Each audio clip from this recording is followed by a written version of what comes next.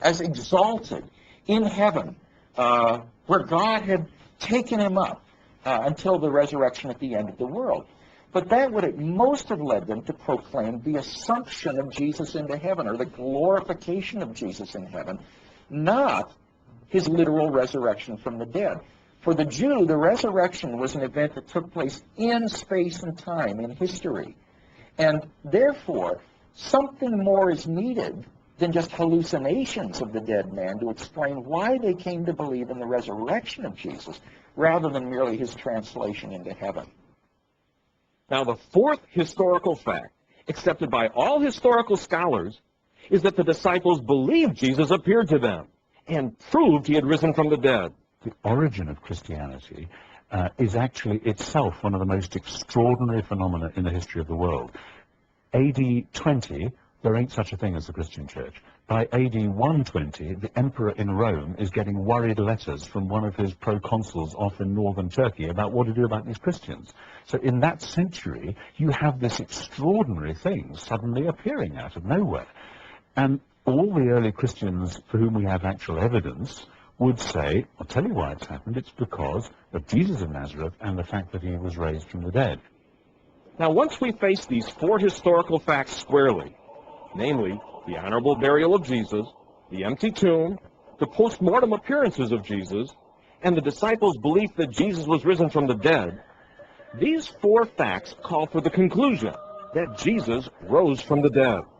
We have framed this argument to take facts which believers and unbelievers hold in common. And what we want the critic to understand here is these are your facts. They're in your books. They're in everybody's books. The disciples believed they saw the risen Jesus. How do you stop this path from thought they saw to really saw? You come up with a naturalistic theory. And I want them to take one of those and run with it. Don't hide behind something happened. Tell me what these facts indicate. I think we're pushing straight toward the resurrection of Christ. I believe that when you assess the various alternatives, the various live options, using the ordinary canons of historical assessment, the best explanation for the facts is that God raised Jesus of Nazareth from the dead. Now, if God did raise Jesus from the dead, what was he trying to tell us? I think the gospel is the good news that God has provided a way to come into your life forever. Not as a ticket, okay, but into a relationship. And he has provided the way to that relationship through the person and work of Jesus Christ. Not only the sacrifice for sins, but the provision of his very own Spirit coming into your life so that you can relate to God on a healthy level and overcome the sinfulness that is inherent in you. And the good news is that God is committed to that relationship, so committed to that relationship that he sent his only Son to die that it might take place. And the only requirement that exists, it's a serious requirement, the only requirement is that you believe that he's done that for you, and in faith, you ask for that relationship through Jesus Christ. It's that simple and that demanding, because once God comes into your life, he's in it to do a marvelous work, a work that grounds you in a relationship with God that will never end. And so the search for Jesus brings us to this point. What have we discovered?